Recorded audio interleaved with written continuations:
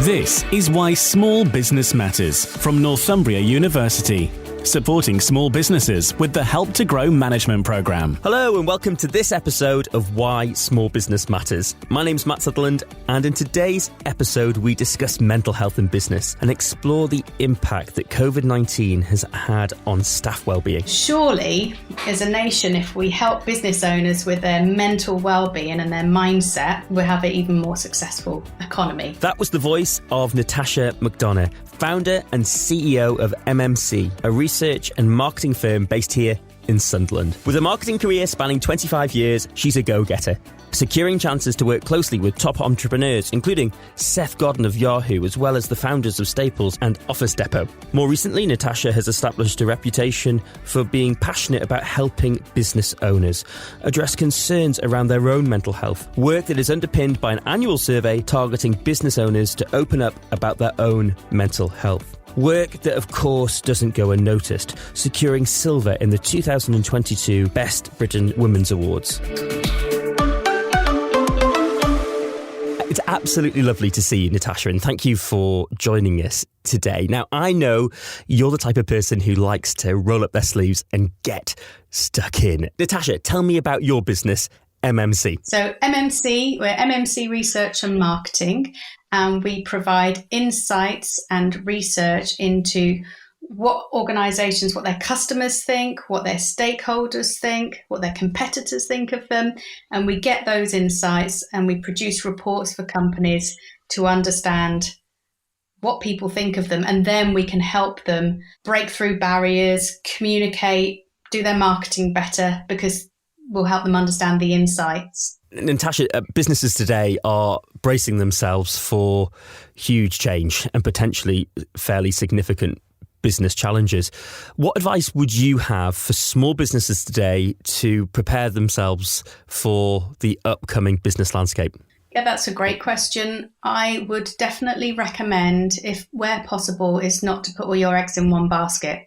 So, for example, if you're an organisation that relies heavily on the, public sector for your income, or a certain type of consumer, or a certain type of business sector, whether it's B2B or B2C, think about how you can diversify or how you can have other products that matter to other people.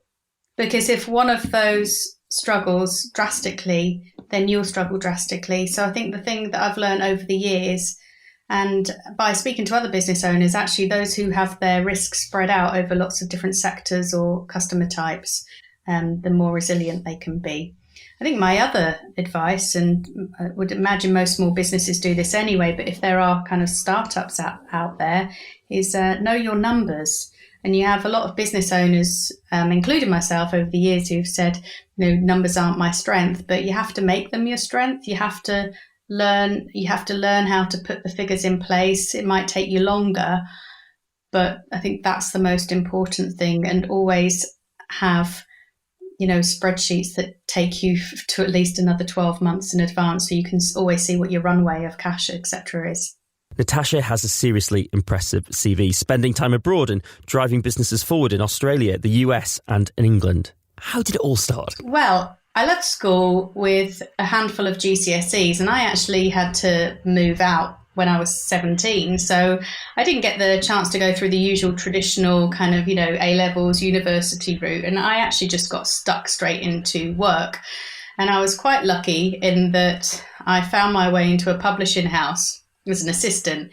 And I literally just took on every job that I was offered. And I worked for, it was a bit of a wild, crazy entrepreneur at the time. And he was jetting off all over the world, selling advertising, pulling a magazine together. And I was quite excited about the prospect of potentially doing that one day. A long story short, I kind of put my hand up when he said he had a bit of a crazy idea to send me on a plane to Germany and sell advertising for a magazine. And if I did it well at that, I would maybe go to Chicago a few weeks later. So I didn't even think about it. It was such a great opportunity for me. I was already writing, I was already pulling magazine ads together, I was kind of coordinating it. It was actually marketing, which I actually didn't realise that was the kind of the basis of learning how to do marketing. I went out there sold, 5 figures worth of advertising. There was no recession. People were buying. It was the 90s. It was quite a boom at the time. Absolutely loved it. And that organisation, which is an independent publishing house, then sold out to Euromoney. So his business sold to Euromoney, and his next idea was to go out to California and start a magazine all around the .com bubble. So again, the opportunity arose, and I think I was about 26 at the time, 27. And I said, yeah, I'll do that. But actually, I've worked since the age of 17 and I'd like to have a year off. I'd like to go and travel. So I said, I'm going to book. And isn't that lovely to have that kind of opportunity in life to say, yeah, I'll join you in Los Angeles, but I'd like to go to Thailand and Australia. So I went off on my journey knowing that when I got to LA, I'd have a job, maybe for a few months. That few months ended up turning into a 5-year work visa. So I ended up staying in Los Angeles for, I think, 4 years in the end. You must have had lots of confidence because you'd found yourself in this kind of accidental marketing role, but you were doing business. You were selling, weren't you? That's a real skill. So you've already got, I suppose, a lot of experience under your belt going into Europe. Was the proposition of going to America just like another trip? It was just about going somewhere else? I had wanted to go to America since I was a little girl. I was a kid of the 80s, so it was, everything I watched, everything I was interested in was about America. I always wanted to go. So when I landed in Chicago on my first trip, I was like, yes, nothing else matters. So actually then yeah, exactly. And when I got the opportunity to live out there, that was just great. And for me, selling at the time, and probably still is today, I would say I've possibly never sold anything in my life, but I like to have good conversations with people, and I like to see them get excited about something that I'm excited about them having, if that makes sense. Which I guess is sales, isn't it? Really, but I learned a lot in America. Well, first of all, within, the first year of getting there, the .com bubble burst and the company filed for Chapter 11 bankruptcy. So actually there was me and a bunch of Australians that had given up their careers. And it was actually a risk for me because even though I'd had some challenges to get my foot in on the career ladder at a young age, I'd actually built a nice solid role at home in England. So to go out to America, a little bit of imposter syndrome kicked in. I thought, wow, I'm being sponsored as a marketing manager. How about if I get to America and all these really fancy marketing managers in America realize that I don't know marketing? How will that work out? It was fine. I did know marketing, but so it was quite a risk actually. And you all went over and you took the risk, and it was about 12 months then. And then when things sadly for the business went downhill. Yeah. I just thought, well, I'll figure out how to earn money and stay out here because I was having too good a time. So I worked with an advertising agency in Venice Beach. I worked for a fashion retail company doing all their marketing and putting on these massive sample sales. And then I was a celebrity nanny at the weekend. So that was fun too. I just did a few things and it kind of went on for about another 3 years or so. And actually the variety sounds like it was probably the draw of being there, wasn't it? There was so much to do, marketing during the week, nannying at the weekend. You must have been run off your feet. Yeah, it was great though, because when you live in Los Angeles, you just embrace that whole lifestyle. So the fitness, the relaxation, the healthy ways of living, it was just fantastic. At this time, you've built up over a decade's worth of experience in marketing. So you've got your confidence. They've validated and accepted you in the US. Did you also have the opportunity to work with any other startups then? Or did you leave that at a bit of an arm's length after the business had gone under? No, I did actually. The fashion sample sale business was a startup company where they went from literally kitchen table to, a multi-million-pound turnover business. In Hollywood, where they would have hundreds of people coming through the doors all weekend buying kind of, samples of designer gear. But it was all very early internet marketing.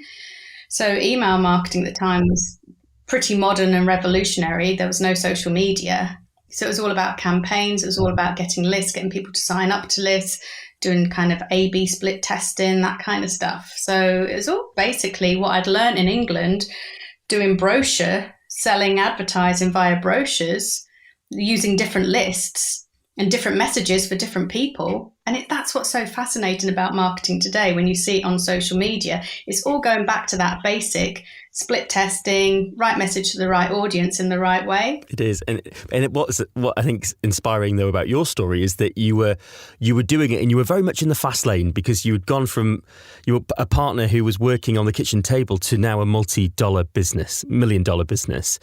Did that inspire you then? Yeah. Did you? I mean, Or did you just think this was the norm? Well, I was just around a lot of people like that. So the guy that originally got me to America, he was like that. These people that I was working for, they were like that. So I think I've never worked in a large organization where you've got a CEO who's an employee.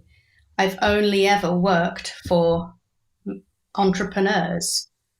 But that's how I saw them then. And I don't see myself as that kind of entrepreneur now that I have a business. But those are the people that I learned my trade from. And I picked the good stuff and left the bad stuff behind. And what was the stuff that you took from these people? Because I imagine these are people with short attention spans. They're very much wanting everything done yesterday.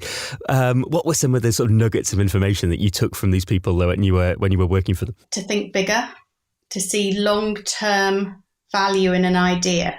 So I take that forward today. So for example, there might be a project or a concept which on paper may not look profitable, on paper might look like it's a lot of work for nothing maybe, but actually I often look at it as the bigger picture. What could that lead into? Actually, if we did that piece of work, is that in a sector that we've never worked in before that interests us? Or actually, can we make a difference with this piece of work? And we've taken on a lot of projects like that where I've seen the bigger picture. And I think I learned that from those types of people who dared to think a little bit bigger and maybe just step out of their normal comfort zone. So actually, that's fantastic. So knowing that you may have a project that doesn't sort of land the way it was supposed to, but actually keep chipping away, and actually it could lead to something that round the corner you never expected, and 5 years later it could be something absolutely huge. And I think that's intriguing, isn't it? That's intriguing, and I think and it also takes a bit of passion and resilience to keep chipping away at these type of ideas. I think it's about believing in something as well. It's about seeing something and believing that there could be a possibility.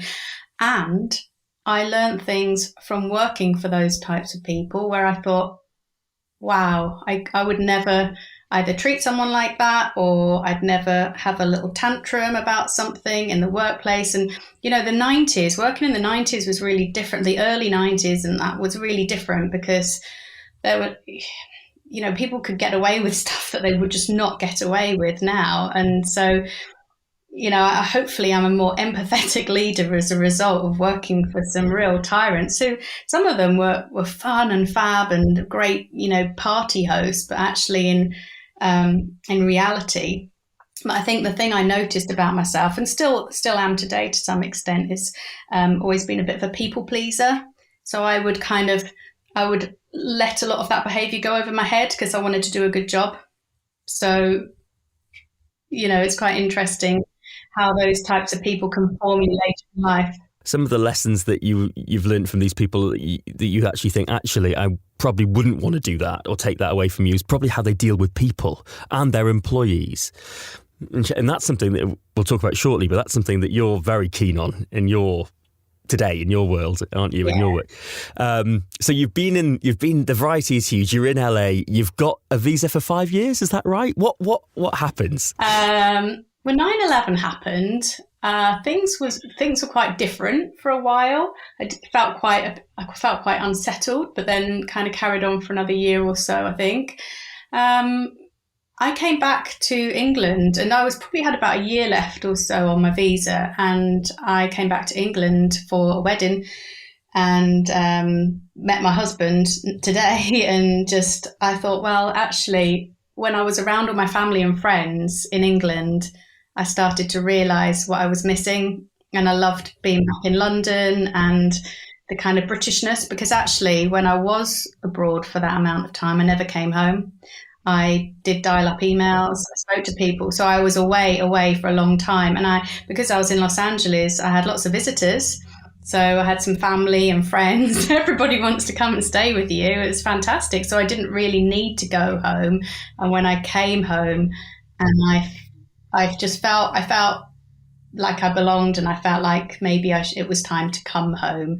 So I came home, and I found it quite easy to get out there in the workplace because I had that international experience, and I probably undervalued that. I didn't actually realize that would be one of the benefits, but I could go, and my first job was as an international marketing manager for the Commonwealth Business Council. We were working on big conferences with 600 delegates I worked on business action for Africa alongside the G8 summit, stuff like that, which I'd probably say a few years before my CV wouldn't have even been looked at or considered.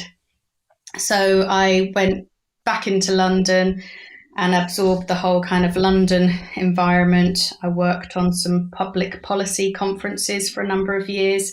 Again, very much getting bums on seats. That's what I used to specialise in for the likes of the British Chambers of Commerce, the Confederation British Industry, CBI, Environment Agency, and companies like that. So I was quite interested in the whole policy arena at that point as well. Brilliant. And did you, when you first came up and you settled in the Northeast in Sunderland, were you working for somebody else? Were you looking for work? Yeah, I worked for a London company for a while. I became their director of a northern branch of one of their divisions. And I did that for a while. But actually, having one foot in London and then one foot here didn't make sense. So I then I'd had a young family at that point, so I found a part-time marketing role, and I was supporting NRG, which is a big northern recruitment company up here. And that was great because I made loads of friends, made loads of new contacts, and kind of understood a little bit about the Northeast then. What struck me instantly was, and it still not shocks me, but I still find it strange today, but actually quite nice, is that when you're out networking in the Northeast, you could be networking with an engineer, a manufacturer, an accountant, and a solicitor, a marketing company, all in one room. Whereas wherever I'd worked elsewhere in the world, you stuck to your industry. So if you were in the IT sector or the .com, you would be mixing with people in that sector.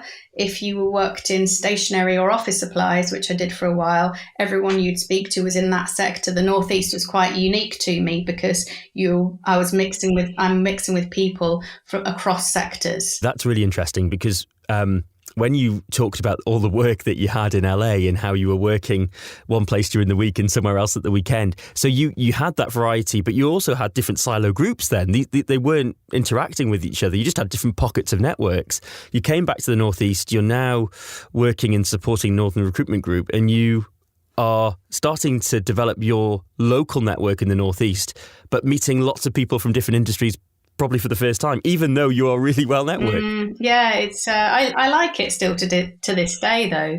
But what I find happens is you can come to the Northeast and it's hard to then break out and kind of work nationally because it's so comfortable and nice to work with other fellow people that are in the Northeast. After that, I then went and worked for a software company. So I kind of got back into that kind of software tech for a while. And that's when I was made redundant from there. I think I'd been there for about a few years. And that was probably the moment where I thought, actually, what am I doing working for other people? Right. And now was this about 2014-15? And this is where you've been made redundant and you had, I suppose, a bit of a crossroad to either get another job and to maybe talk to some of those networks that you started to create since living in Sunderland, or to follow suit from all the people you'd been, I suppose, around and influenced by for the sort of nearly 20 years before that. So what did you do? At the time, it made more sense to start a business. I had a small family. All the big marketing jobs were a good travel away, commute. Obviously, hybrid working wasn't even a phrase then. And I used my network that I'd made more to actually chat to people see if they had any projects, anything in mind. And then it just bubbled away what I thought was missing in the market. And I think there's a gap in the market for a marketing agency that specializes more in the strategy side of things at the time, and very much on what is called lead generation. So I felt like there were a lot of agencies up here at that time, not so much now, but at that time, who could do fantastic branding, marketing, promotional material and everything. But I wanted to help organizations understand how they could generate leads, and then how they could put them through a lead journey to qualify for sales. And before that, putting a strategy into place. So that's how I started, really. And then a few years ago, I started to realize that actually those strategies needed a little bit more depth to them. And people were starting to talk about things like buyer personas and situational analysis and phrases like that, which I thought needed a little bit more than my research knowledge that just assumed I knew what customers thought. And that's when I kind of thought, actually, this is a real opportunity now to not so much pivot, but to enhance the business, to provide more insights and research as well as the marketing strategy. So I guess it was kind of taking that background of all the curiosity I'd had from working with lots of other people over the years, and then seeing an opportunity to define what we actually offered clients. People who listen to this podcast are always interested in that kind of potentially the eureka moment when you know that actually you found something that you think somebody else isn't. This is the gap in the market. Had you sort of just jotted something down on the dining room table of what other people were doing and you could see your gap? And did you also go to the network within Sunderland and sort of bounce the idea of this new agency against them to see what people thought? Yeah, across the Northeast, really. At the time, I also didn't know whether it would just be me or whether it would be me and some associates, or whether it would be me and staff. I don't think I dared to dream that big that early on. I'd been made redundant as well. I'd had the stuffing knocked out of me. It really did knock my confidence. And I think even though I'd been through other kind of personal challenges in my life, my career had always been the thing that had gone really well, and that I'd worked hard and I'd made it work well. So then to be made redundant, I was like, whoa, hold on. Oh, and something like that can happen. I'm out of work. I need to get some money. I'd always gone into a job. And even in America, I'd managed to make things work. So that was a challenge. And I think, though, I looked around and I could just see the opportunity. So it was a eureka moment, I think. It was, actually, I can do something a bit different. And then the next kind of eureka moment was actually saying, I think there's another opportunity to evolve it a little bit further. And then by that point, I had staff and I had a team of people that I was working with, and clients that kept on coming back to us, and it felt like a real company as opposed to just my idea.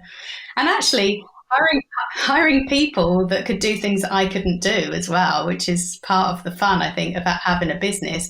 Why have a business and just hire clones of you who can just do what you do? The real fun comes when you hire people who can bring other thoughts and ideas, and that's where I think the real magic has happened. Right, so you were hiring people that had skills in different areas then, the areas that you didn't have personally. What were some of those areas, Natasha, then? Where were you bringing in, looking for people? So first of all, it was the kind of whole area of content.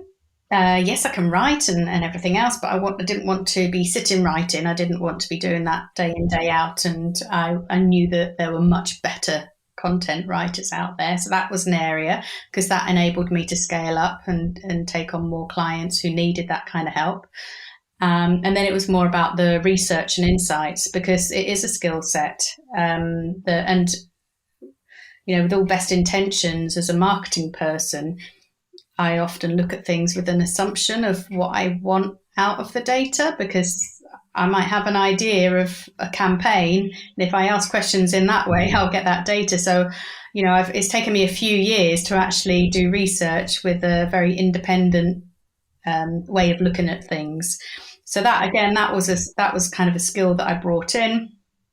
And And then kind of being daring enough to look at more complex projects rather than just maybe some customer satisfaction type work. We've actually done some quite, intense policy type work, research work as well.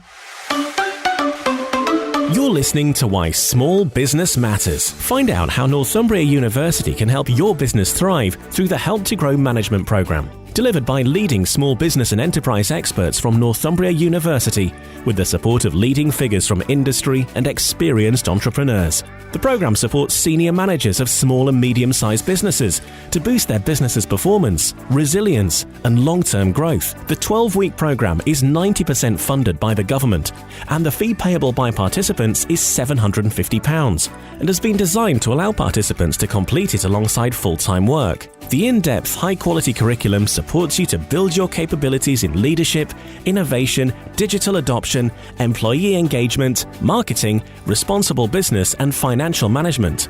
By the end of the program, you'll develop a business growth plan to help you lead your business to realize its potential. To find out more about the program, the modules, eligibility, and fees and delivery dates, go to northumbria.ac.uk/help-to-grow. Welcome back to this episode of Why Small Business Matters. Today we're joined by Natasha McDonough, founder and CEO of MMC Marketing Research based in Sunderland. You'd had this opportunity to either go back into employment or to set up your own business, and you took an exceedingly gutsy decision to set up your own business. And of course, you went into marketing because that's where you'd had your success and your expertise. But you saw this opportunity as well to make the business a little bit binary. It was going to be marketing and it was going to be marketing research, but you had to change your mindset. And instead of wanting to look at the data and spin the data and the way in which you can form a campaign, this was now about convincing clients that you were going to be a very sort of genuine source of that they could give you a contract and you could go out and do research for them and deliver. Did you stop there? Did you just do the research, or were you also having conversations around strategy and what that data could mean? Yeah, and I think that's what's made us stand out in the marketplace maybe. And I think that's what makes it quite exciting is actually we can find out what people's customers or stakeholders are thinking. But then because of our kind of marketing capabilities and strategy capabilities, we will always tell people or suggest to people, this is what people are saying. You could communicate in this way to get it across, to get your point across. So an example of that is in COVID, we did some research into vaccine take-ups for a local authority. So we understood and got behind the hesitancy of having vaccinations, for example, at the time. And then we were able to help them with their communications messages about how they could then communicate more effectively with people, and also about enabling that people stick to restrictions. So we soon realised that there was a lack of empathy going out in communications, whether it's government or local government. So we suggested that actually more empathetic communications would work well. So thank you for what you're doing. Thank you for wearing a mask, that kind of thing. So it's really interesting to actually take the research and then suggest how people then communicate or what they do with that data as well. Because actually, I remember at the time speaking to people about research and then saying, look, I've got a cupboard full of research reports. I need somebody to tell me what it actually means and what to do about it. And I was like, that's us. That's what we can do. Well, that's exciting. You know, from somebody who is a researcher, I do like that. Now, and I also like the way that you're humanising that kind of approach to research and market research, that it's not just about producing the report and putting it on the shelf. It's about using it and trying to, in your case, better inform public policy. Now, you found, didn't you, and this led to a really interesting and I suppose quite exciting development for your business, MMC, is that you started to see there was a blocker, didn't you, within SMEs around mental health. Can you tell me a little bit more, Natasha, about that area of work? Yeah, definitely. So that was in lockdown. I felt that every conversation that happened in lockdown, where a lot of conversations I was having with fellow business owners was very much about their mental health. And for the first time, I saw people opening up that wouldn't have opened up before. They were talking about how they were feeling. And I was feeling more anxious, and, obviously a lot of us were. And I thought, well, if me and my peers, friends, business owner friends are feeling like this, well, surely others are too. So I felt like I wanted to do something to help. And I wanted to find out if other people were feeling like this, what they might want to help them. So I put out in 2020 a survey for business owners to take part in, business owners, business leaders, SMEs, to find out how they were feeling. And of course, more people than usual were saying that they were presenting with more anxiety or depression. Some people had been diagnosed since the lockdown with more kind of generalized anxiety, etc. But the one thing that I was really interested in is what coping mechanisms had helped and what they had turned to, which might not be helping. And that was, of course, comfort eating, drinking. But people were saying things like exercise was helping. But the interesting thing was actually peer-to-peer support was helping. So I think it was about 55% of business owners said that when they spoke to other business owners or friends, they felt better for it. And there was a lot of data and information in the media about how employees were feeling, working from home and their mental health and the stress. But actually, I felt like there was nothing out there about how business owners were feeling. And they were, in this survey, they were saying to us, it was things like stresses of cash flow, forecasting, the pressure of looking after other people's salaries and incomes that was stressing them out. So all this kind of stuff, which was really piling on the pressure. So I went out with that. And then in 2022, I thought, well, it hasn't really gone away. I'm still talking to people who sometimes seem a little bit more high-dove or anxious than they would have been before. I wonder what's going on. The one interesting thing I found from the 2022 data was that even though a high number of people still said that they got support by talking to other people, more people were saying that they were not wanting to socialize as much. So there's been an increase in social anxiety. So of course, when all the networking events and business events opened up again, those who were like, yes, can't wait to get out there and see people. There's also this kind of group of people who are like, oh my God, not only do I have to go and put business clothes on, but I have to talk to people in a room. Oh, I haven't done that for a while. But actually, those people had also said when they do connect with people, they feel better for it. So I thought that was quite an interesting observation. I also wanted to know whether people were more risk averse, having been what we've been through, and what we're going through again now, potentially. And that data I'd like to dig into a little bit more, because it didn't seem that many people were risk averse. But when I have talked to other organisations that look after startup companies, there is some information that seems to say that they are a little bit more risk averse than what they were. How did because we've had John McCabe on to the podcast, of course, Chief Executive of the North East Chamber of Commerce. And I remember when we met, it was a boiling summer's evening when we were at the Chamber Business Awards. And there was a lot of people sort of whispering, saying, isn't it great to be out? But actually, based on the data that you've just told me, maybe they didn't. How did people like John and the Newcastle United Foundation, these kind of core groups, respond? And when you told them this data, was it something that they were interested in? Was it something that we were going to support you with? Or did they just think it was a bit of an anomaly? Yeah, they were quite interested. And I had a really good conversation, actually, which I'm going to continue with a lady called Jenny Smith, who runs a company called NetKnow. So she's actually, and she's actually doing a PhD into networking, and she's got a whole theory behind networking. And she was particularly fascinated with it as well. So it's definitely something that we're going to dig into the data a little bit more. And you know what? It might have stopped, because this 2022 research was very much done when people were just starting to go out again. So I'd be interested to know, is that still there? Or, is everyone returned back to normal? I would imagine it's still there a little bit. When you do projects, it's more holistic. You're not just doing a little slice of it. You're, in this case, you've collected data, you have digested that, and you've gone to key people in your network who can potentially disseminate that further, generate awareness for, in this case, the concerns around business owners, not just employees. Are there any practical steps that MMC has taken or a toolkit that's been created at all to better support any of these businesses, or is that something that's on the horizon?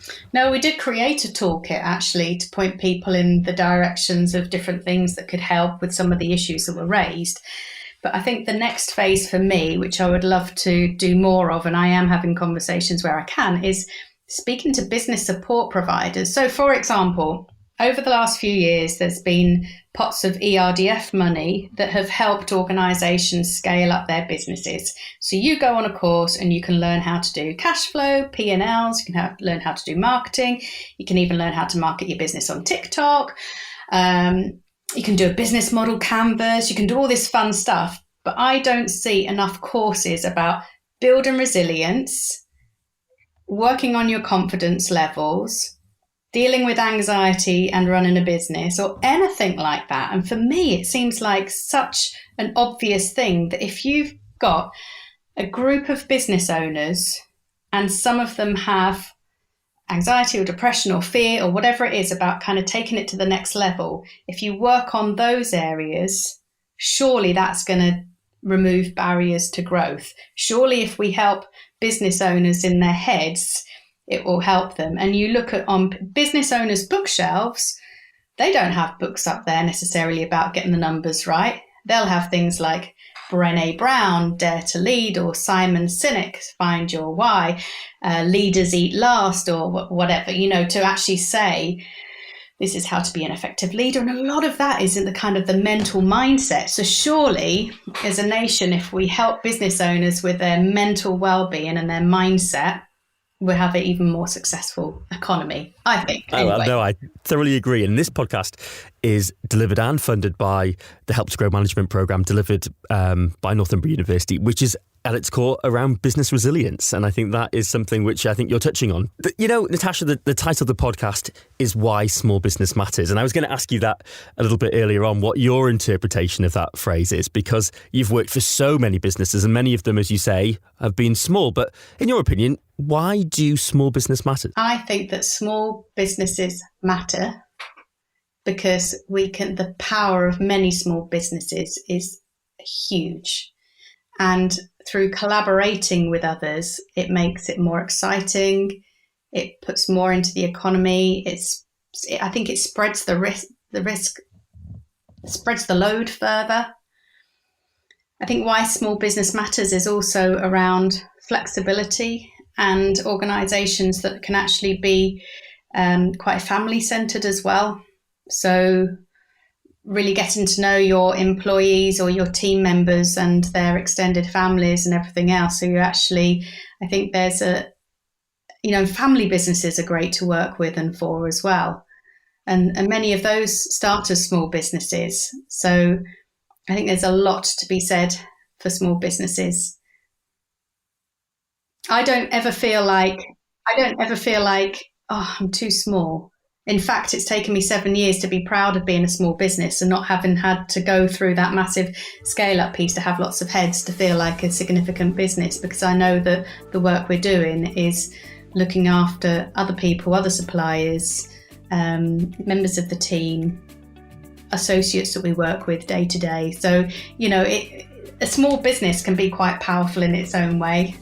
Many thanks to today's guest, Natasha McDonough from MMC. To find out how Northumbria University can help your business, head online to northumbria.ac.uk/help to grow, where you can find out more about the Help to Grow Management Programme and the broader support the university offers to small businesses. Don't forget to check out previous episodes on the podcast series, and we will catch you next time on Why Small Business Matters.